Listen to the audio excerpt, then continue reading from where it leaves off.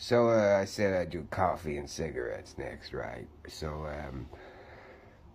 let's see if this works. So what you do is, because you're destitute, you keep all your cigarette butts.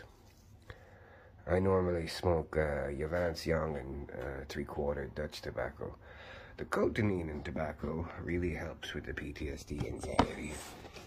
So let's see if I can get this to rest on a box, because obviously I don't have fucking equipment.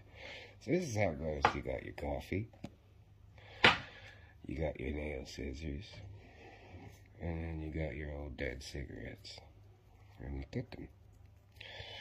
This makes your hands filthy. When times are really bad, you go and you empty the ashtrays, you know, around the city and the streets and stuff. See if I can get that to work right, so the camera's showing it. I'm not falling.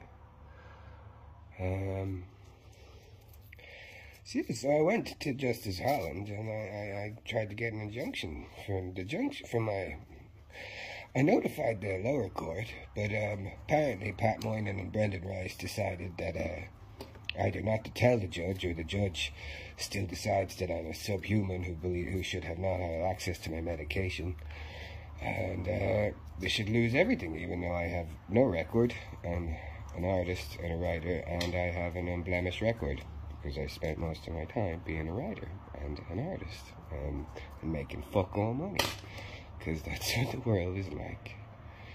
Yeah, so you can see, this is another facet of Garda corruption. Smoking's not great, don't do it. But if you have PTSD, the cotinine, which is a metabolite of nicotine, is really good for anxiety. You know, it's a trade-off between functioning in the world and cancer. And I'll take functioning. Sure, at the long end of the line, there's always a giant hot shot of heroin to take you away. So I went to Justice Holland with this injunction. Now, I filed for the High Court, which is my right, and in response, Judge Murphy from the District Court has given me a bench warrant for the right, the joy of exercising my right as a human Irish citizen, or whatever it is. Justice Holland decided I didn't make my case clear enough, and that the opposite side needed to be heard. But he also gave me an order that I needed to contact and file suit against the Chief State Solicitor. However, he has edited that order to say that he only suggested it. However, that's not what happened in court. But since Ireland is so fucking corrupt, and so right-wing, and so just, you know, if you say anything about the guards, people are like, what did you do to the poor guards? Look at them there, all blank-faced and tickling pigs under their arms. Poor fellas, can't even afford proper uniforms.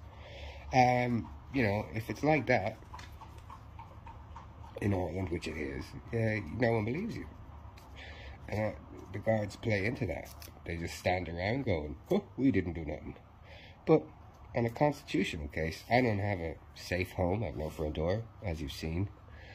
I don't have access to my finances. There's no legal reason for that. And there was no remedy offered except laughter on the part of Detective Shane Cahill, and sort of laugh sniggering by James McNeil. They know exactly what they did, because they obstructed and blocked my ability to have my medication during court, which is pretty fucking illegal. But they knew what they were doing, because they think that, like, my ADHD medication is like some proton energy pill, and you know, if they keep withholding it, I'll be so distressed I won't be able to function in court, and I'll just turn into some blubbering, I'm fucking Satan, and the guards are telling the truth. Poor guards, look at them there with their bland faces tickling the pig, and they can't even afford a proper uniform, or some shit like that. But, you know, it's a clear constitutional thing, because this is me unmedicated all over the fucking place. Begging online for cigarettes, money, and fucking food, and basic legal printing. And this is the Irish state.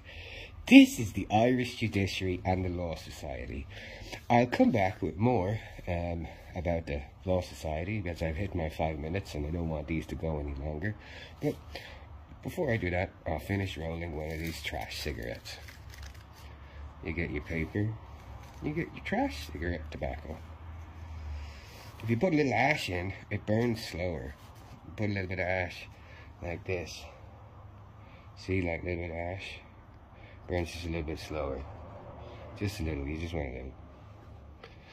Alright, and you get an old filter because, you know, we're not made of filters. Remember, this is what the guards want. I told them that they were going to drive me to destitution. This is what they want.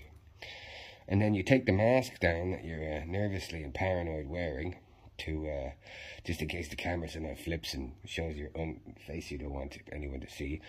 But then you seal it. You lick it across here and you have a cigarette.